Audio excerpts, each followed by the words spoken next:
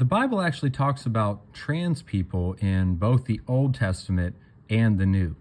One example is found in Galatians chapter 2, where Paul says, "But if, while we seek to be justified by Christ, we ourselves," so he's including himself in this, Paul says, "we ourselves also are found sinners, is Christ therefore a minister of sin? Certainly not.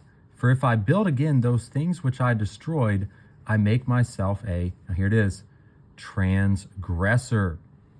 So we see that if you're still a sinner, then you're making Christ a minister of sin and you're making yourself a transgressor. So if you still sin, then you are, yes, a trans person or a transgressor of Jesus' commands.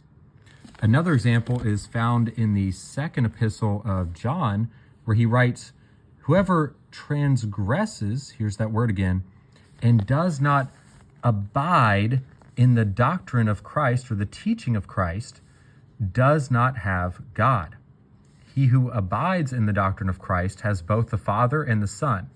If anyone comes to you and does not bring this doctrine, do not receive him into your house nor greet him, for he who greets him shares in his evil deeds." So we see that if you don't abide or remain or continue in the teaching of Christ, whatever Christ taught, his commands, if you don't keep his commands and do them, then you not only don't have the Father and the Son, but you also are, yes, a trans person or a transgressor of Jesus' commands.